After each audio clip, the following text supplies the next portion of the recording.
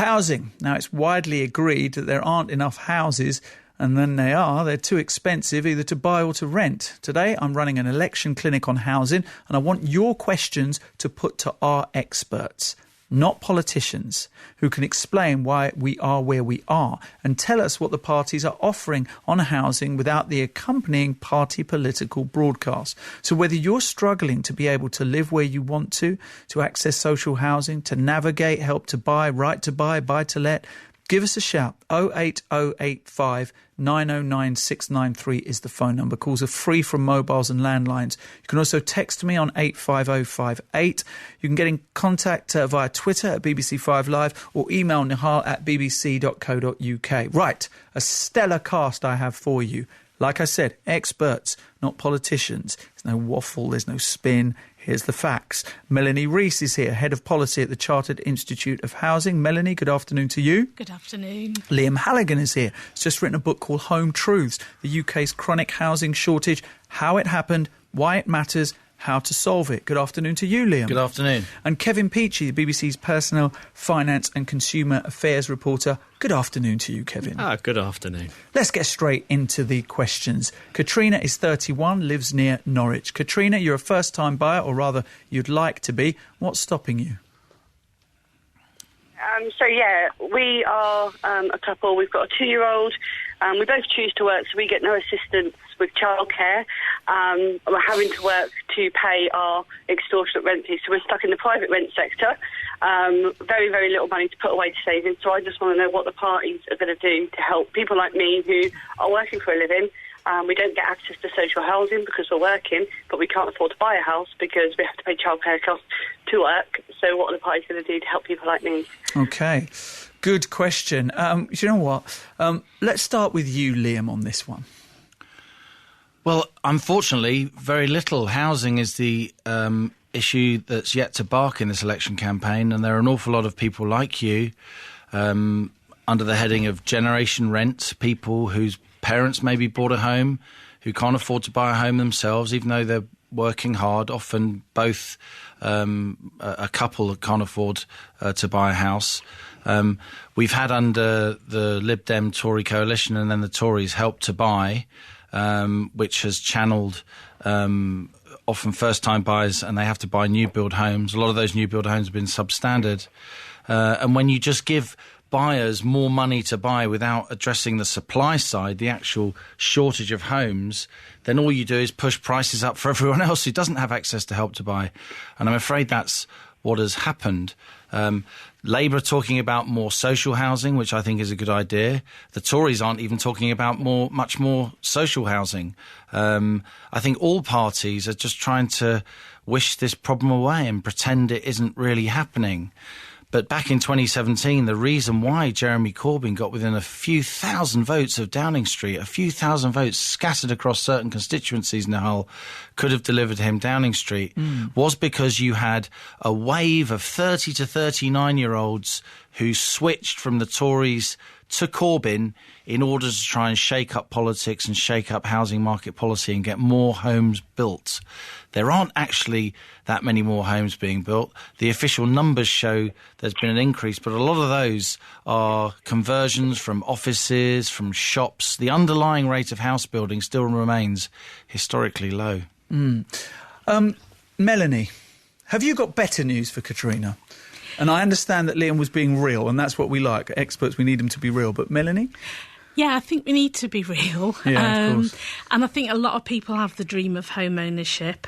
But being real in terms of affordability, we're looking at a ratio of 8 to 1.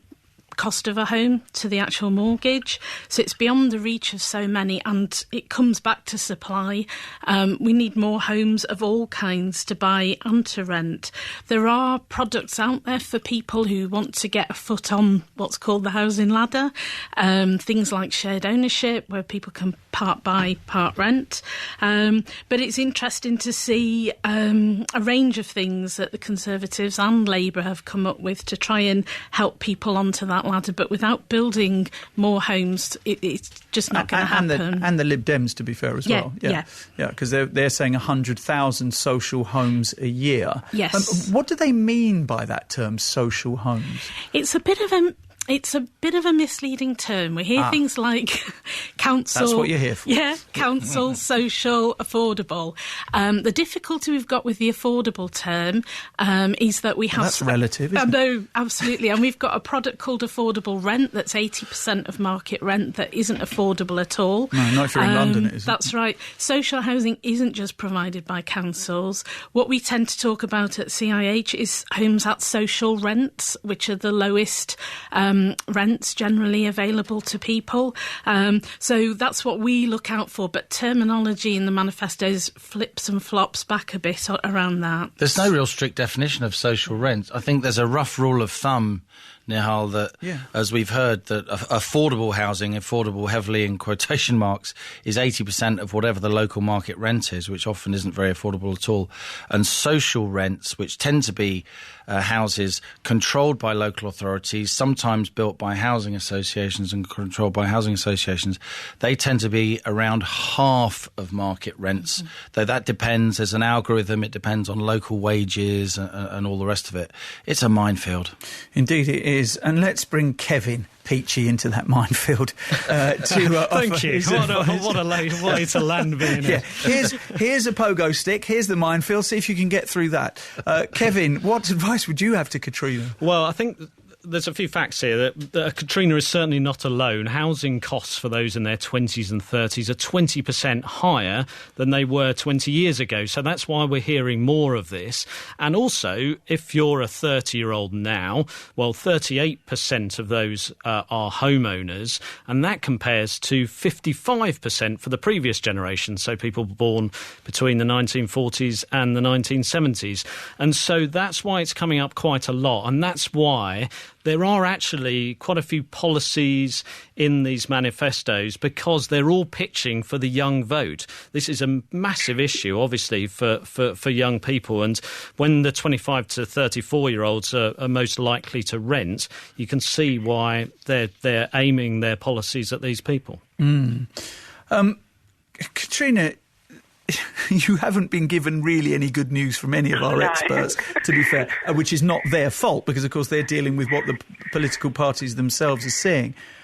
In your own mind, how far away do you think you are from owning your own house? With current circumstance, I can't see us having a deposit together before we're 40. Wow. Well, and that's... Because for us to earn more, I have to go out to work more, and that puts the cost of childcare up, which we can't afford. So I either work to pay childcare or I stay home and raise my child and have less of a wage. I mean, Melanie, what is the key policy to get people like Katrina out of this trap across the political parties? Yeah, sure. It absolutely has to be to build more homes of all kinds at a range of prices as well, to reflect the fact that some people are in Katrina's situation, they're just struggling to get a deposit together. There needs to be homes at the right price for them. But with the scarcity that we have, prices are just going up, and it's really difficult with that gap opening, isn't it? I mean, Liam, how important is it for Conservatives, for instance, to have homeowners? I remember Nick Clegg saying that when he was in coalition, that he alleges that Osborne and Cameron had a conversation whereby they said, if you build more council houses, you're essentially getting more Labour voters. So they need more home ownership, don't they? I think that's a little bit out of date with respect, Nihal. I think the political geometry is shifting now. I mean, look, because of the difficulties of affordability, getting over that hump to buy your home, once you've bought your home, rents are often far, far more expensive than mortgages, especially at low interest rates. Right. That's why half of all first-time buyers now have to rely on the bank of mum and dad, rising to 2/3 in London and the South East, which is if they're lucky enough to have a bank of mum and dad, which is a completely counter progressive policy. It offends anyone interested in social mobility, and it really grates at those who don't have property-owning parents. it used to be the fact that homeowners always voted or were more likely to vote Conservative, and that tended to tip after your 20s when people often voted Labour. Once you got into your 30s, you started a family, you owned a home, you then became increasingly likely to vote Conservative. Right.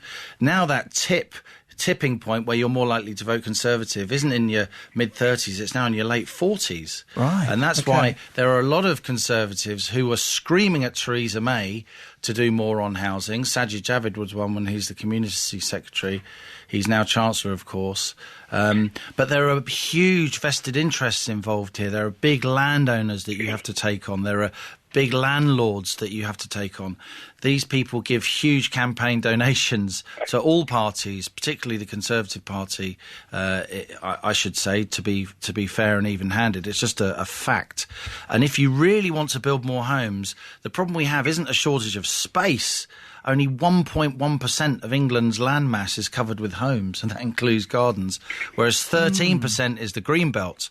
I think you do have to build on parts of the green belt. A lot of it's urban scrub of no aesthetic value. Does that have potential issues? Sorry to interrupt you, Liam, sure. but in terms of building on green belt, also, is that politically disastrous? Because if you look at the politics of where those constituencies are and what party Again, I think it's starting to shift, because a lot of people in Katrina's position who would ordinarily, without wishing to sully her in any way, would ordinarily at her age and stage with respect to her be moving towards becoming more likely to vote Conservative as a homeowner. She's clearly really upset. She's phoned into a radio show to vent her concern, and she's staying remarkably even-tempered, more than I would in her situation, if I may say so.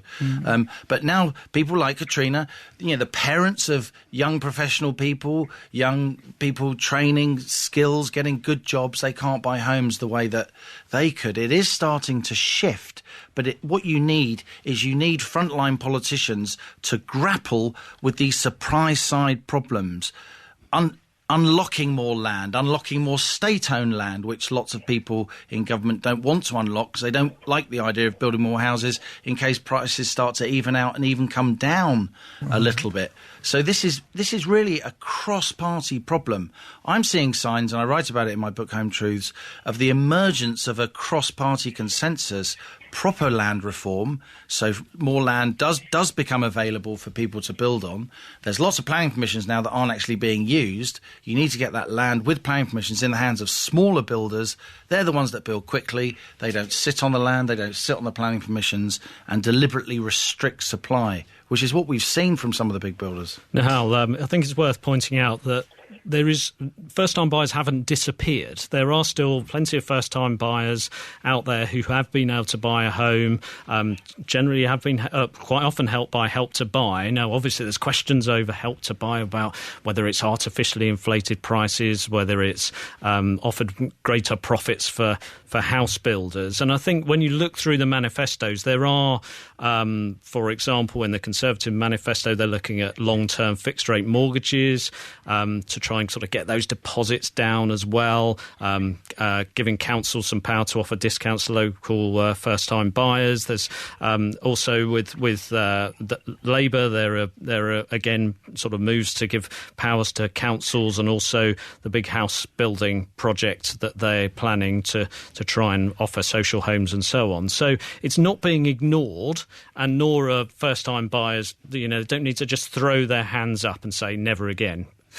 This text has come in saying, Nihal, can you please ask your panel if it is true that there is enough unused housing already available to solve the housing crisis, and would it not be better to improve infrastructure around the areas where these houses are? Melanie? I think a lot of our most affordable homes, because of our industrial heritage, aren't always in the right places. They're not where the jobs are. It's true that there are around 800,000 long-term empty homes around the country. 800,000? Yes. Empty? Yes. Right. For a whole range of reasons. And local authorities are doing a lot of good work to get some of those back into use. But the fact remains we still need new housing as well. We see councils doing things like selling homes for £1. that are standing empty, so places like Stoke and Liverpool, where homes were emptied as part of the housing market renewal package that ended, and initiatives like that, which help people up the housing ladder also, but bring empty homes back into use. Yeah, the Labour Party in their manifesto want to give councils new powers to tax properties that are empty for over a year. Yeah. Looking across the Conservative manifesto, I can't see anything that jumps out that is trying to deal with the 800,000 empty properties in the UK. There are empty homes, as Melanie rightly said, but the number has fallen sharply. They're actually at a 30-year low. Right. I mean, of course, we don't want any empty homes. Some of them are second homes, by the way. Yeah. Which many MPs have, of course. But the thing is as the number of empty homes has come down, as some councils have used council tax penalties, they're allowed to do that now under the law, to discourage people from leaving homes empty and leaving them undeveloped. Housing unaffordability has gone up. So I think empty homes, it's just like foreigners, quotes, buying, off-plan housing, it makes everybody go, oh my God, it's disgraceful, it's disgusting. But it isn't. These are very marginal problems that are very easy to blame. So 800,000... I'm not saying they're not a problem. What we need to do is radically reform the way we buy and sell land in this country, so big landowners and developers and land agents can't sit on the land for years, even when it has planning permission, making massive amounts of money. Our big house builders don't actually make money out of house building. They make money out of land speculation. Is there anything to try and push back against this land banking, Liam, that is going on? You have to get really serious about it. And you have to, is there any legislation that currently exists that can compel landowners into stopping land banking? No, because you have very, very powerful house builders now. It's what economists call, nerd alert, an oligopoly. That means very few big firms. It's not quite a monopoly, but very few big firms control the market. They pretend to compete. They actually carve things up regionally between them. So it's very much a seller's market when it comes to people buying new build homes. There's absolutely no question that Help to Buy has gone largely into rocket fueling the profits of big developers. There's absolutely no question, because the NAO's proved it in 2 reports, that it has increased prices in localities for the vast majority of first-time buyers who don't have access to Help to Buy. What I recommend in my book, Nihal, is that if a developer sits on a planning permission for 2 years, it should be seen as a contract to build, not just a permission to build. It's a contract to build with the local community. After 2 years, if that home isn't ready for sale to a home buyer, not to another developer half completed, but to a home buyer, you start paying council tax.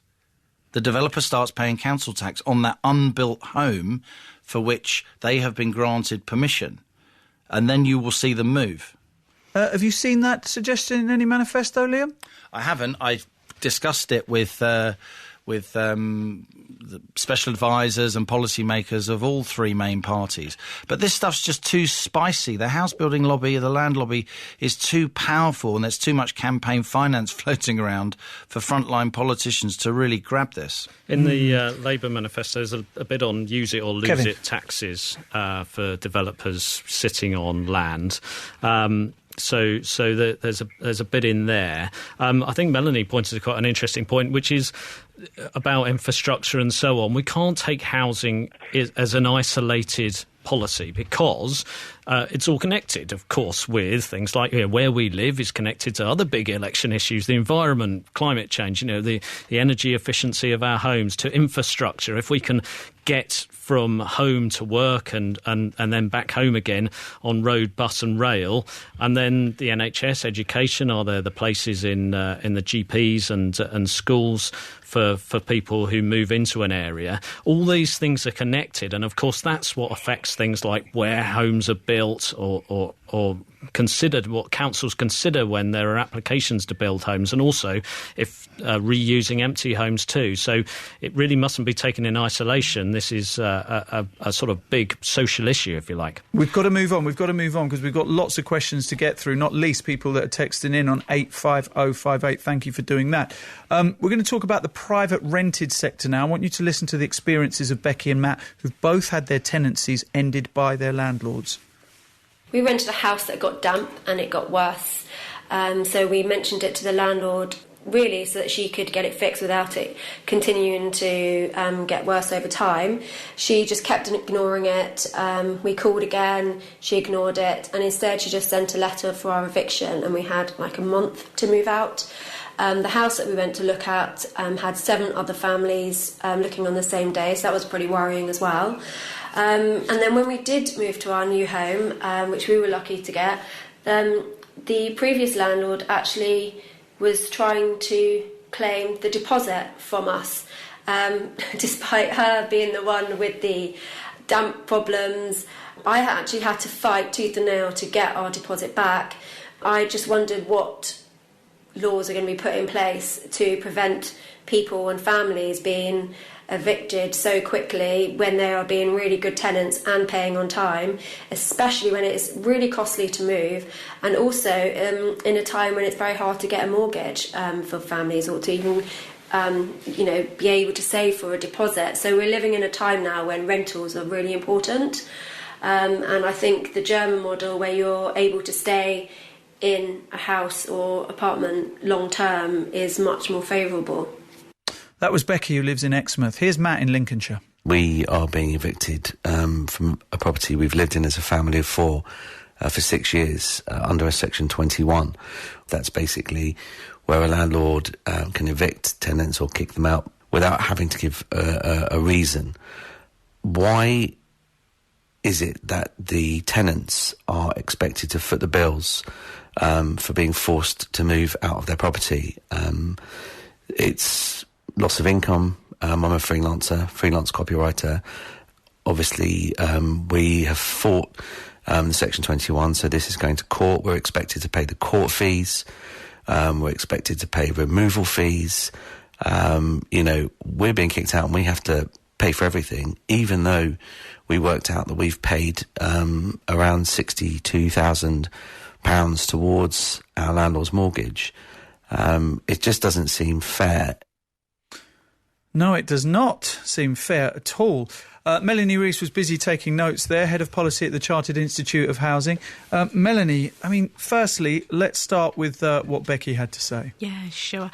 And I think the first thing to say here is we've got 20% of the population living in the PRS compared to about 8% in the 80s. So they can't be ignored. And I think as a consequence, we're seeing that in all the manifestos. There are things coming up there, common themes. So things like ending no-fault evictions. A couple of them there mention Section 21, which is the famous piece of legislation that lets the landlord end a tenancy even though the tenant has conducted it in an excellent fashion, because they can. So there was a consultation on this that closed a couple of months ago. Government were serious about doing something about this. They say that they intend to end them, and all the other parties have picked up on it. Also, we need to bear in mind that the people living in the private renter sector are the demographics are very different to what they were years ago. So we've got people with children, we've got older people, we've got disabled people who are potentially having to move every 6 months. That's no kind of life, really. The private renter sector isn't universally poor, but we know there are a lot of private renters who are living in unstable, poor quality, badly managed housing, and we certainly need to end Section 21. It's happened in Scotland. It's the single biggest reason for homelessness. So that alone would have a big impact on the homeless presentations that we're seeing to local authorities in particular. OK, and Matt's issues in Lincolnshire, because, of course, not only was he evicted under that Section 21, but then, of course, had to incur all these costs as well. Yeah. Talk about insult and injury. Yeah, absolutely. And that's why longer tenancies, there are all the costs involved with constantly moving. A longer tenancy will stop all of that.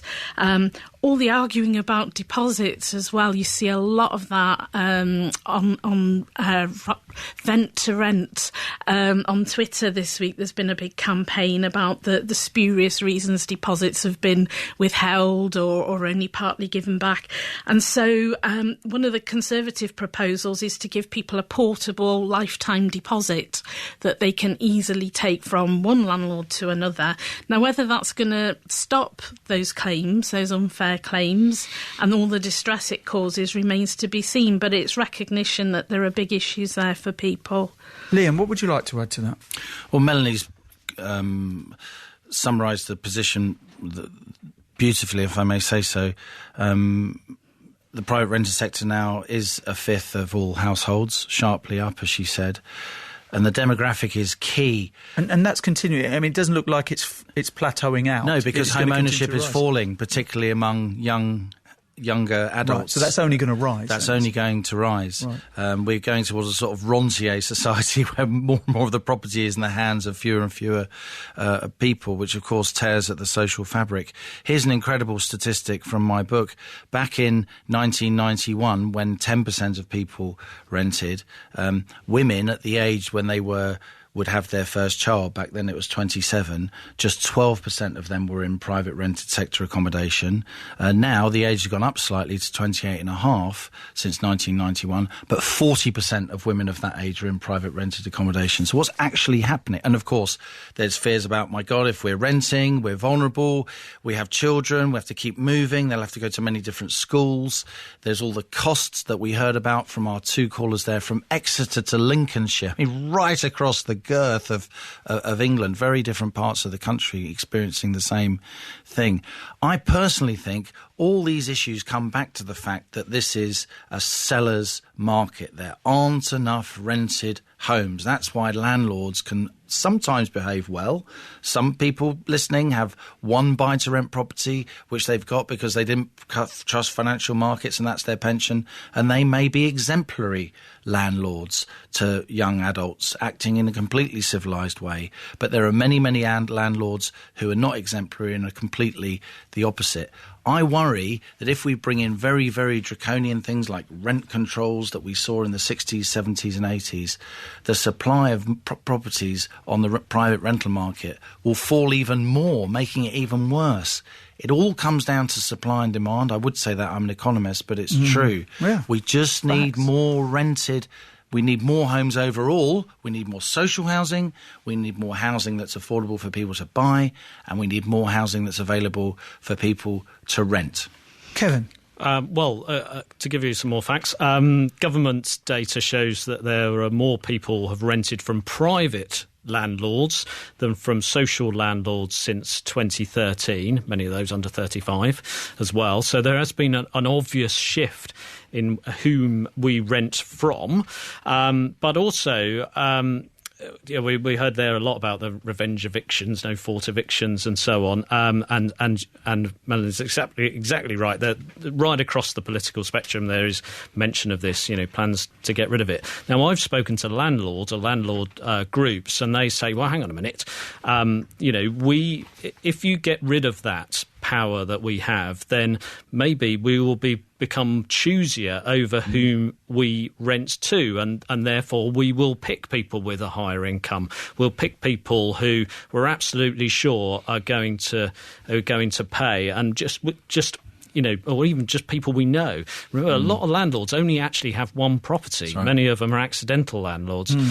So it is a big issue. Something like 2 million. Yeah. And landlords are saying, well, good point. It's devolved. This housing is devolved, and so in Scotland they say they had lots of time to prepare for this, whereas in England they say, they don't want this foisted on them quite quickly. Okay, we're going to come back and talk to this after the news headlines. Please keep your text coming in on 85058. My election clinic today is all about housing. Melanie Rees is with us, Head of Policy at the Chartered Institute of Housing. Liam Halligan has just written a book called Home Truths, the UK's Chronic Housing Shortage. And Kevin Peachey is the BBC's Personal Finance and Consumer Affairs reporter.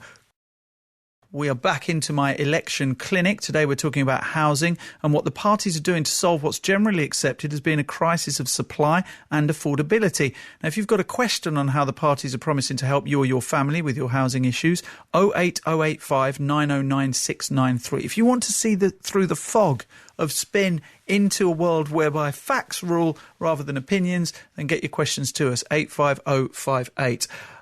Talking of opinions, though, people have texted in. Wayne from Birmingham said, "Hi, Nihal, bought my house 4 years ago." Actually, this isn't an opinion, this is his lived experience. "It was a repossession. In the space of 4 years, the value of it has doubled. I'm self-employed. If I tried to buy the same house again, I wouldn't be able to get a mortgage." Madness, says Wayne from Birmingham. "When discussing building new houses on the Greenbelt, please also consider the impact on climate change. This is not the solution. Perhaps a little imagination about creating jobs where there are already houses would be more beneficial. I'm sure the Northern Powerhouse would agree. Building endless new houses for a population that is stable would be fully." And this text said, and this is from Jordan in West Yorkshire, "House prices in my area are just untenable. Average house prices are $110,000 for a 2-bedroom terrace, but wages are almost always minimum wage. I can't afford to move as I have no savings, yet people can buy their council house next door for 20k because they've lived on benefits for their whole lives," says Jordan in West Yorkshire. Liam, is it untenable to rely on the market? And that sounds like a naive question because we are where we are. But is it untenable to go forward thinking that the market can sort this problem out? I think we're always going to need a non-market housing sector, so social housing and affordable housing. So why did that not happen for decades? And this isn't a Conservative issue, this isn't a Labour, it's all of them have done this. Because during the 50s, 60s and 70s, we built a lot of social housing, and by the end of the 70s, we had a third of our population in social housing. That's now fallen to below a fifth, which I think is too low. I think maybe a third was too high. And also, cynically, we mentioned this earlier, both Tory and Labour governments felt that they wanted to go over the centre ground. They wanted to go after the centre ground of British politics, aspiring homeowners during the 80s and the 90s.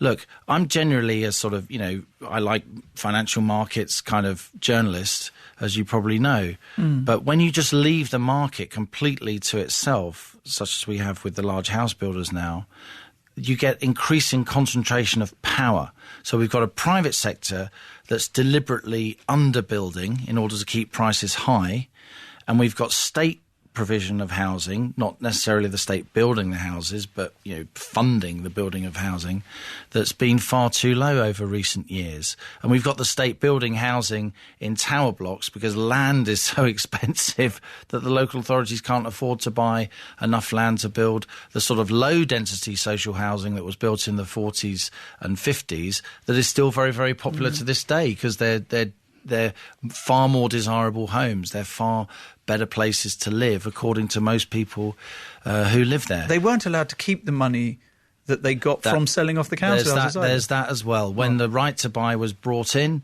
under Margaret Thatcher, the law said that the money would remain with the local authorities, but somehow now the Treasury takes 4/5 of the money from local authorities. So again, local councils will not build because they could build something for, 200 grand a unit, and then they have to sell them to the tenants and they get 40 grand back, so they've lost money and they've not solved the problem.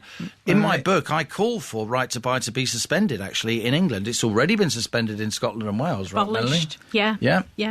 Right. And it's worth bearing in mind as well, there are parts of the country where 8 homes have to be sold under right to buy to replace one because of the rules in terms of what goes back to the Treasury and how councils and housing associations can use that money. And that's why we've been making the case to lift those rules so that they can keep all of the receipts and reinvest them in providing new homes. We're going to move on. We've got so many questions to get through. Tony lives in Blackpool and volunteers at the homeless charity Street Life. Good afternoon, Tony. Good afternoon. What question do you have for our experts? So, there's a lot of young homeless people. That's what we deal with in Blackpool. We support them, and the main issue for them is lack of decent, affordable housing. They're only entitled to £60.75 local housing allowance per week. What's the question you have, Tony? Sorry, we're just running out of time. So what is the question? Sorry. My question is, where do the party stand on providing affordable housing for young people in Blackpool? Melanie, let's start with you on this. I don't think any of them reference that specifically, but I think what Tony's described there is the essence of the problem we've got at the moment. Well, they should do, because about 100,000 18 to 24s just registered to vote in the last 48 hours. Right, absolutely. So they better get round to it. That'll bring it to a head, won't it? But because we haven't built enough homes at social rents or enough affordable housing, we found ourselves in the situation we're in now. We need homes of different types, so homes suitable for young people. There have been a whole range of welfare policy changes that are affecting their ability. Tony mentioned there, local housing allowance. That's been frozen since 2016. We've recently done some research, frozen out, that shows in most parts of the country the gap between the help with housing costs and real rent is so great, people just can't get into a home to rent privately. So we're calling on whoever forms the next government to address that. There are also other measures like the policy we've become known as the bedroom tax, or the spare room subsidy, which means that there are parts of the country where there are 2-bedroom flats available for people to rent, but because they are affected by the bedroom tax, they can't access those. So this is the tax, of course, that the courts have recently said is illegal. Absolutely. Yeah. And so the fact that we're seeing homelessness increasing since 2010, 48% increase in acceptances from local authorities, rise in numbers in temporary accommodation and rough sleeping. 726 people died on our streets last year. And the fact that's gone up, hasn't it? Yeah. Oh, hugely. Yeah. So we have people dying on our streets. Yes, we do. And that number is going up and up. We do. I mean, if that doesn't make us all angry about what we're doing. Absolutely. And essentially, it's a combination of lack of social housing and the welfare policy to support people into a home. And that's why we're saying we need to be building at least 90,000 of the most affordable homes every year. And it's good to see that for many parties, that's front and centre of their plans, although they call it different things. Because that's what we really need to see if we want to make a difference to homelessness, certainly. Liam? I'd agree with all that, and I think that's well put. I set out writing Home Truths to write a book that was sort of a love letter to home ownership, because the story of my family, my father came over from County Mayo in the 50s. I'm from a first-generation home ownership home. Most of my friends grew up in that kind of home or low-density social housing. But I ended up writing a book not only about home ownership but also about homelessness, because the more I looked into it, the more shocked I became. And as a journalist, I thought, why aren't we talking about this more? The incidence of homelessness now is 4 times higher than the year I was born in 1969. What we need, Nihal, is a complete change of approach by all governments on social housing. At the moment, we're building almost no social houses, but we're spending increasing amounts of money on housing benefit and giving it often to private landlords. £25 billion a year and counting. Because we're putting social housing provision, we're putting into benefits rather than bricks. Right. That gets worse. The benefit bill escalates and escalates. Governments then panic and put a ceiling on the housing benefit bill. That's what George Osborne did, which then means that people can't afford to pay rents when they're on housing benefits. So they often end up in living with friends on sofas. The number of so-called concealed households has rocketed in recent years. Or there's family breakup. You can imagine the domestic tension caused by these kind of things. And that is part of the reason why we've got this homelessness epidemic. So put state money, raise money using bonds, put state money into building homes rather than paying benefits. There are massive value for money issues here as well. The government's putting £1.2 billion a year into homelessness.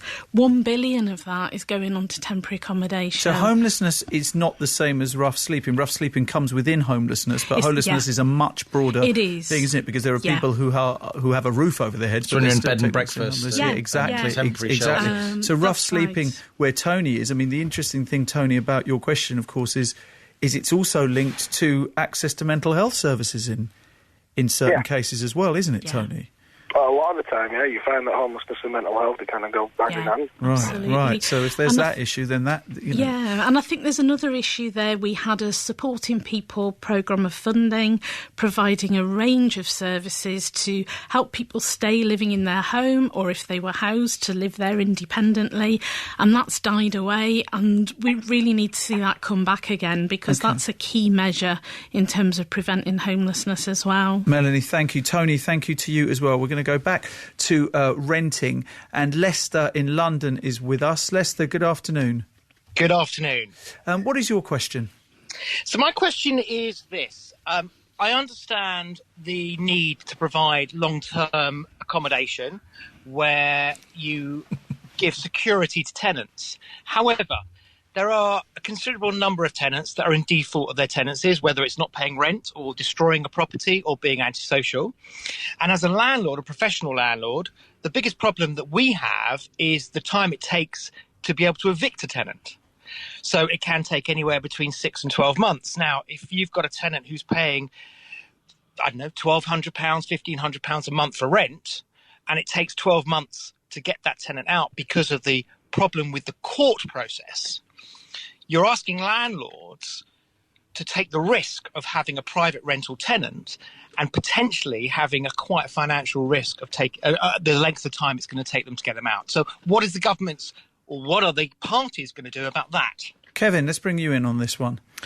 Well, Lester, I mentioned earlier, I think, about the landlord's concern over ending no-fault evictions, and actually, when you look at the numbers, the challenges to no-fault evictions in the courts seem to have gone up quite a lot. We don't actually have official figures on no-fault evictions, and many would say that there are other ways, other avenues for landlords to go through, but it is a regular concern for landlords, and clearly it will be good for tenants if people who have abused properties get kicked out quickly, so someone else who is going to treat it properly can get in there. I'd throw another interesting fact in as well, actually, about who's renting from whom. 18 to 34-year-olds were most likely to be living in a couple with one or more children in 1997. Now, they're at home with mum and dad. A third of them are at home with mum and dad, mostly young men. And so, actually, some of the landlords are actually parents. And the whole social dynamic there, the whole family dynamic clearly throws in lots of other issues. Just to add, I can totally understand the concerns of landlords who need to end a tenancy where there's been breach of tenancy terms. Earlier this year, the government consulted on setting up a specialist housing court to enable people to get possession more quickly, but also to settle housing disputes. Now, whether that will be resumed again after the election, we'll have to see, but certainly it's something that had widespread support as an idea. OK, Will in Edinburgh got in contact with us, said historically the average house costs the average worker around 5 years' pay. It's now nearly 8 years' pay. Should I wait for a crash before I try to buy my first flat? Asks Will. Liam. Well, I think a lot of people have been waiting for a house price correction in the vernacular.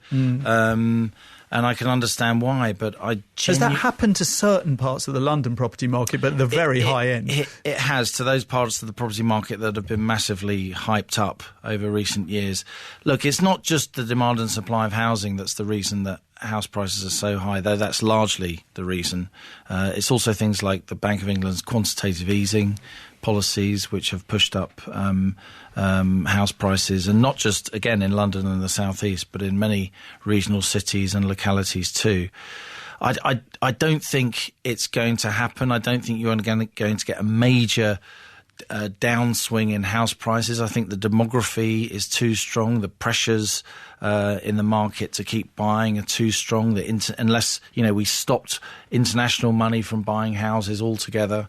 In the end, it strikes me that what we need is a levelling off of house prices and a gradual normalisation of house price rises as you bring more supply onto the market, as you inject much needed competition into the market for rented sectors, homes built for sale, and you're only going to do that again, it comes back to freeing up this very opaque, completely dysfunctional market for residential building land, which is not a market. It's completely rigged, and it's done to the detriment of ordinary home buyers and indeed renters. Why aren't we more outraged by this, Liam? You've got about 20 seconds to answer. That could be a question. But if it's completely rigged, and presumably it has been for some time, why is there so little outrage about this? Because it's very complicated. It's been great here to have time with fellow panellists to explain some issues, but it's very complicated. A lot of people don't want it to change. Home buyers don't want it to change. The banks don't want it to change because they're up to their neck in property loans. The powerful landowners don't want it to change. But I think now the political geometry is shifting. This is such an enormous crisis that mainstream political parties, if they want to go for the centre ground of British politics, they have to seriously address this, which is why we need some radical reform. OK. Here's a question about cladding on tower blocks from Ritu.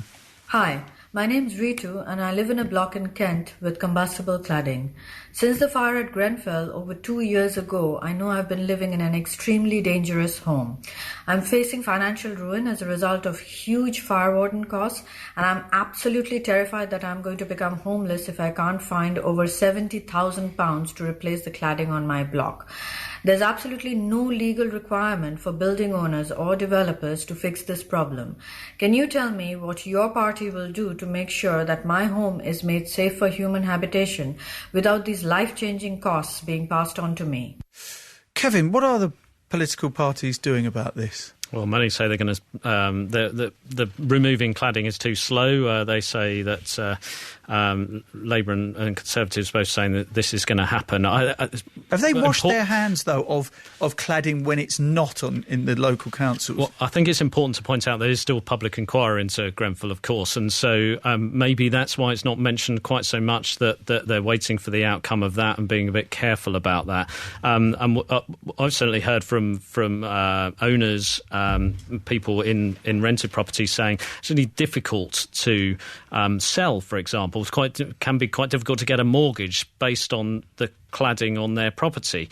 So it is a big issue, and not just for people who are remaining in their homes, if you like, but those who are trying to sell and trying to get a mortgage too. So it is definitely an issue.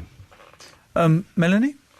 It definitely is a thorny issue, and we know that behind the scenes officials are working on this, but we've got to bear in mind people are living in fear, and so we do need a swift resolution.